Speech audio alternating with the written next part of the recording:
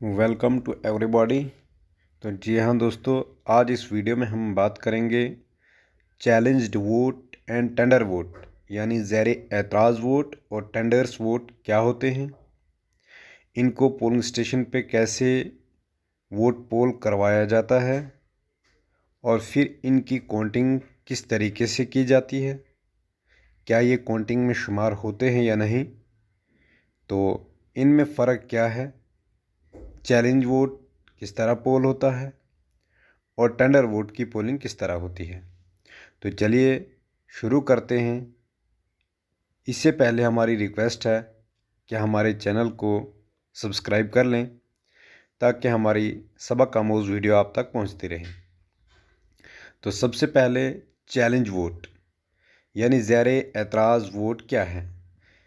ऐसा व्यक्ति जो अपना वोट पोलिंग स्टेशन पे पोल करने के लिए आए, लेकिन किसी भी पोलिंग पार्टी का एजेंट जो है वो इसको चैलेंज करे कि भाई इसकी आइडेंटिटी प्रूफ गलत है, ये यहाँ का नहीं है, या ये वोट पोल नहीं कर सकता, किसी भी तरीके का जो है उस पर ऑब्जेक्शन दायर कर दे और उसको वोट पोल ना करने दे। इस सूरत में प्रिजाइडिंग ऑफिसर जो है वो उस कंसर्न वोटर से आईडी प्रूफ ले ले। अगर वो सेटिस्फाई नहीं है तो इस सूरत में प्रिजाइडिंग ऑफिसर उसको दूसरा डॉक्यूमेंट्स प्रोवाइड करने के लिए कहे, जिससे प्रिजाइडिंग ऑफिसर सेटिस्फाई हो जाए। लेकिन प्रिजाइडिंग ऑफिसर उस पोलिंग एजेंट से जो इस पे एतराज़ कर रहा है, इसको चैलेंज कर रहा है, उससे सिक्योरिटी के बेस पे 2 रुपये वसूल करेगा, जो उसकी फ़ी होगी, और कंसर्न वोटर को नया आइडेंटिटी प्रूफ या किसी से अटेस्ट करवाने के लिए कहेगा, जिससे प्रिजाइडिंग ऑफिसर का शक जो है वो क्लियर हो जाए और वो उसको वोट पोल करने दे।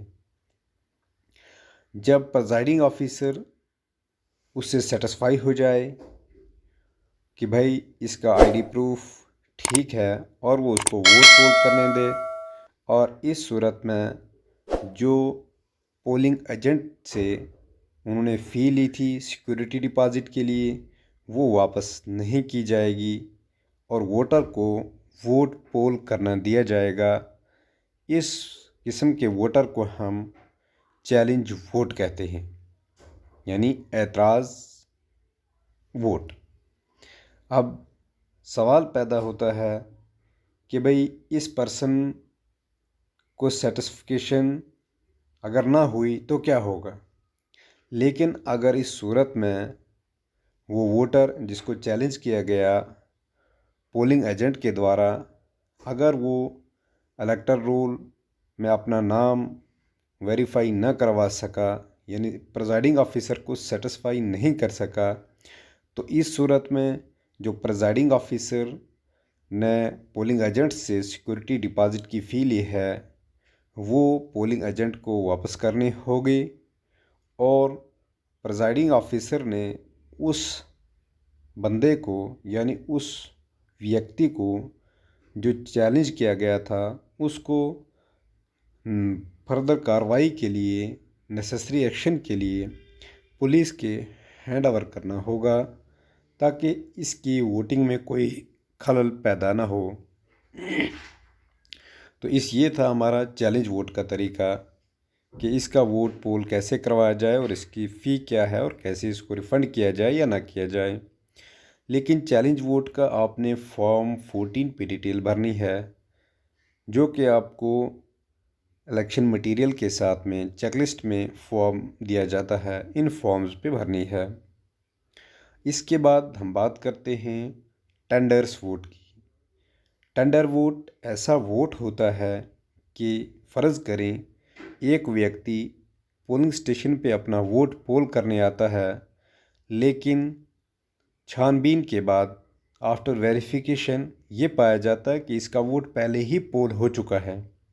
तो इस सिलसिले में क्या करना है, फ़र्ज़ कीजिए कि Y has come to vote but his on the polling station, but presiding officer says that his vote already been cast, इसका कास्ट हो चुका है। अब इस सिलसिले में वो क्या करें, वो अपनी आइडेंटिटी प्रूफ दे दे और वाई से मतलब उस बंदे से मतलब उसका आइडेंटिटी प्रूफ ले ले और इसको सेपरेटली एक बैलेट पेपर पे वोट पोल करवाना होगा। इसका वोट जो है वो मशीन में ईवीएम में पोल नहीं हो सकता। The tender vote is not acceptable in EVM, जैसे कि हमारा चैलेंज वोट ईवीएम में पोल होता है लेकिन टेंडर वोट इसमें पोल नहीं होता। और जो है ये वोट जो है एक अलग से इन्वलप में पैक करके रखा जाता है। बैलेट पेपर के जो बैलेट पेपर है उसका एक अलग से इन्वलप में पैक करके रखा जाता है। अब इसकी काउंटिंग कैसे होगी। जो टेंडर वोट है, मान के चलिए कि एक कंस्टिट्यूएंसी में 300 टेंडर वोट्स पोल हुए, लेकिन उनकी काउंटिंग के बगैर ही ये पाया गया कि कोई भी कैंडिडेट जो है वो इससे ज़्यादा मान के चलिए 900 वोट से जीत जाता है, तो फिर टेंडर्स वोट की काउंटिंग करने की कोई ज़रूरत नहीं है। लेकिन ख्याल रहे कि अगर कोई भी कंटेस्टिंग कैंडिडेट लो मार्जिन यानी जितने भी टेंडर वोट पोल हुए होते हैं उतने से जीता है या उनसे कम से जीता है, तो फिर टेंडर वोट की गिनती की जाती है। अब टेंडर वोट के बाद रिज़ल्ट कैसे डिक्लेयर होता है, लेकिन हम आपको बताते चले रहे हैं कि आप फ़र्ज़ कीजिए कि विनिंग कैंडिडेट ने लो मार्जिन से जीता है, तो इन केस उसके टेंडर्स वोट्स गिने जाएंगे। लेकिन अगर काफ़ी हाई मार्जिन से जीता है तो नहीं, उसके वोट टेंडर वोट जो है वो गिने नहीं जाएंगे। तो इस तरीके से इसका रिज़ल्ट होगा। अब टेंडर्स वोट और चैलेंज वोट में दोनों ही वोट हैं, लेकिन फ़र्क इनमें सिर्फ इतना है कि चैलेंज वोट जो है वो ईवीएम में एक्सेप्टेड होता है, यानी ईवीएम में पोल करवाया जाता है। लेकिन इसके साथ जो टेंडर वोट होता है वो हमेशा ही बैलेट पेपर पे कास्ट करवाया जाता है और उनको सेपरेट से एक अलग जगह पे ही एनवेलप में रखा जाता है। तो आज की इस वीडियो में हम इतना ही बताएंगे, तो कृपया हमारे चैनल को सब्सक्राइब करना ना भूलिए। Thank you.